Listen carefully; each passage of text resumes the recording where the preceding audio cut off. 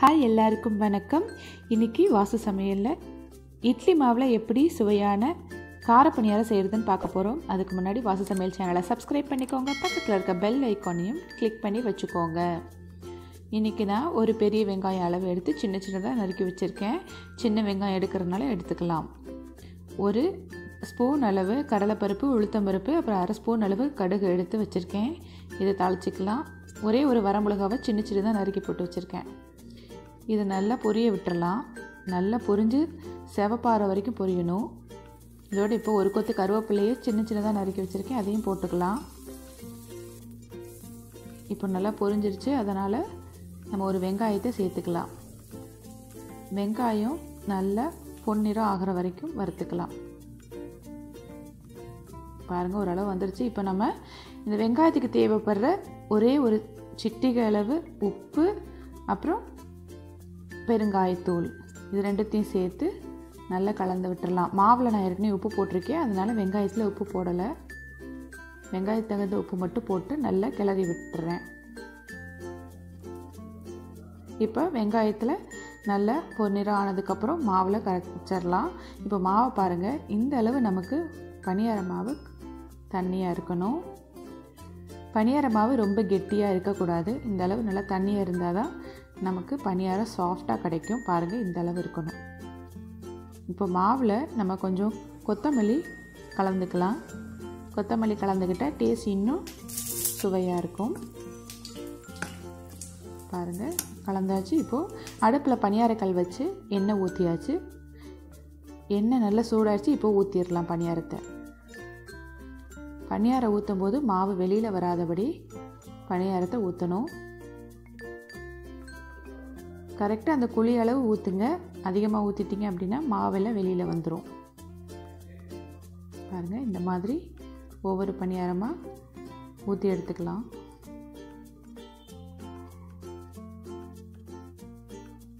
பணியார கல்லில் ஏற்கனவே நீங்கள் இந்த மாதிரி கொஞ்சம் கொஞ்சமாக எண்ணெய் ஊற்றி வச்சிட்டிங்க அப்படின்னா உங்களுக்கு பணியாரத்தை திருப்பி போடையில் ரொம்ப ஈஸியாக இருக்கும். அதனால தான் எண்ணெய் ஊற்றி வச்சிடுறோம்.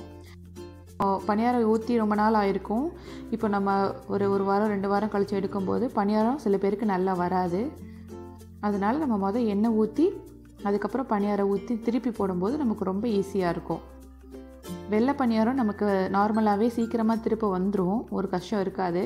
ஆனால் இதே இனிப்பு பணியாரம் செஞ்சீங்க அப்படின்னா நீங்கள் எண்ணெய் ஊற்றி அதுக்கப்புறம் மாவு ஊற்றுனீங்க அப்படின்னா டக்குன்னு திருப்பி போட வந்துடும். பாருங்கள், இது நான்ஸ்டிக்கு, அதனால் ரொம்ப சீக்கிரமாக திருப்பி போட வந்துருச்சு. இரும்பு சட்டியிலும் இதே ஒரு டெக்னிக் தான் நீங்கள் யூஸ் பண்ணணும். எண்ணெய் ஊற்றிட்டிங்க அப்படின்னா அது சீக்கிரமாக திருப்பி போட்டு வந்துடும். இண்டாலியன் சட்டினாலும் இரும்பு சட்டினாலும் எதுனாலும் ஃபஸ்ட்டு எண்ணெய் ஊற்றிட்டு அதுக்கப்புறம் மாவு ஊற்றுனீங்க அப்படின்னா நல்லா ஈஸியாக திருப்பி போட வந்துடும். பாருங்கள், இப்போ பார்த்திங்கன்னா நடுவில் இருக்க பணியாரம் மட்டும் நல்லா சவந்திருக்கும். சுற்றி வர பணியாரம் கொஞ்சம் வெள்ளையாக தான் இருக்கும். ஆனால் அது திருப்பி போட போட சரியாக போயிடும். அடியில் எல்லாம் நல்லா வெந்திருக்கும், ஆனால் வெள்ளை வெள்ளைன்னு இருக்கும்.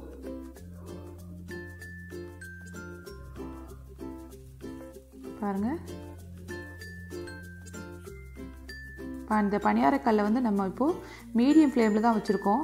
பணியாரம் ஊற்றும் போதுலேருந்தே பணியாரக்கல்லை அடுப்பை மீடியம் ஃப்ளேமில் தான் வைக்கணும். ஃபுல் ஃப்ளேமில் வச்சிட்டிங்க அப்படின்னா நடுவில் இருக்கிறது சீக்கிரமாக கரிஞ்சிரும். சுற்றி இருக்கிறதும் வேகாது, உள்ளே வேகாமல் அடியில் மட்டும் வெந்த மாதிரி இருக்கும். இப்போ அந்த சைடும் நல்லா வேகட்டும். 2 சைடும் நல்லா வெந்ததுக்கப்புறம் நல்லா திருப்பி போட்டு எடுத்துக்கலாம். பாருங்கள், நடுவில் இருக்கிறது சீக்கிரமாகவே வெந்துருச்சு. இது உள்ளே போட்டிருக்க கார பணியாரத்துக்குள்ளே போட்டிருக்க கடலைப்பருப்பு, அப்புறம் உளுத்தம்பருப்பு, இதெல்லாம் நம்ம சேர்த்து மாவு சேர்த்து சாப்பிடையில் இந்த இட்லி மாவில் வெள்ளை பணியாரம் ரொம்ப டேஸ்ட்டாக இருக்கும். கடைசியில் இட்லி மாவு முடிய போகிற ஸ்டேஜில் ரொம்ப புளிப்பாக இருக்கும் மாவு. அப்போ இந்த மாதிரி நீங்கள் வெங்காயம், கடலைப்பருப்பு, உளுத்தம்பருப்புலாம் தாளித்து கொட்டி நீங்கள் பணியாரம் சுட்டு கொடுத்தீங்க அப்படின்னா புளிப்பாக இருக்கிறதும் தெரியாது. அதே சமயத்தில் குழந்தைங்க ரொம்ப விருப்பப்பட்டு சாப்பிடுவாங்க. பாருங்கள், எடுத்தாச்சு, அவ்வளோதான். பணியாரம் நல்லா வெந்துருச்சு, செவந்து எவ்வளோ அழகாக மொறுமொறுப்பாக இருக்குது பாருங்கள். பார்க்கும்போதே சாப்பிட்ணுன்னு தோணுது. இந்த மாதிரி நீங்களும் வீட்டில் ட்ரை பண்ணி பார்த்துட்டு எனக்கு எப்படி இருக்குது அப்படின்னு கமெண்ட்ஸில் சொல்லுங்கள். அவ்வளோதான், ஈஸியாக சுட்டு எடுத்தாச்சு. இதுக்கு தேங்காய் சட்னி, கார சட்னின்னு வச்சு சாப்பிட்டீங்க அப்படின்னா ரொம்ப டேஸ்ட்டாக இருக்கும் ஃப்ரெண்ட்ஸ். இந்த வீடியோ உங்களுக்கு பிடிச்சிருந்தது அப்படின்னா லைக், ஷேர் அண்ட் சப்ஸ்கிரைப் பண்ணுங்கள். அடுத்த வீடியோவில் உங்கள் எல்லாரையும் சந்திக்கிறேன். அது வரைக்கும் நன்றி, வணக்கம்.